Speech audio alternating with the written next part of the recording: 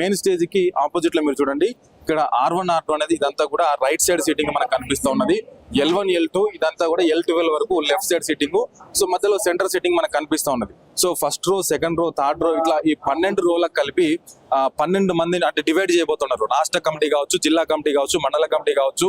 So వాళ్ళకు ఉన్నటువంటి పాస్ల ఆధారంగా A1 pass, B1 pass, C1 pass ఇట్లా పాసులను ఆధారం చేసుకొని ఎవరికి కేటాయించిన గేట్ నుంచి వాళ్ళ లోపలికి వెళ్ళాల్సి ఉంటుంది. ఇక్కడ చూడండి, గేట్ 5, 6, 7, 8, 9.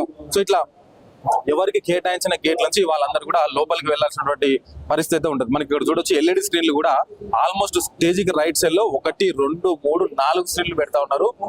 అదే విధంగా ఆ స్టేజ్ కి లెఫ్ట్ సైడ్ లో కూడా ఒక 4 స్క్రీన్లు, స్టేజ్ అంటే స్టేడియం మొత్తం బయట కూడా మిడిల్ లో ఒక 2 స్క్రీన్లు, అక్కడ ఎదురుగా ఒక 2 స్క్రీన్లు, మొత్తంగా ఒక 10-15 LED స్క్రీన్లు ఏర్పాటు చేయబోతున్నారు. ఇప్పటికే ఆల్మోస్ట్ బేగంపేట నుంచి మొదలుకుంటే పరేడ్ గ్రౌండ్ వరకు కూడా ఎక్కడికక్కడ కూడా ఫ్లెక్సీలు, పెద్ద పెద్ద బ్యానర్లు కూడా ఏర్పాటు చేసినటువంటి పరిస్థితి మనకు కనిపిస్తున్నది. మొత్తానికి మే 10వ తారీఖు అంటే బీజేపీ అధ్యక్షుడిగా ఉన్నటువంటి రామచంద్రరావు అధ్యక్షుడిగా బాధ్యతలు చేపట్టిన తర్వాత నరేంద్ర మోదీ ఫస్ట్ టైం ఇక్కడికి రాబోతున్నారు. దానికి సంబంధించి ఏర్పాట్లు అయితే వీళ్ళు ఇక్కడ ముమ్మరంగా అయితే చేస్తూ ఉన్నట్టుగా మనకు కనిపిస్తూ ఉన్నది.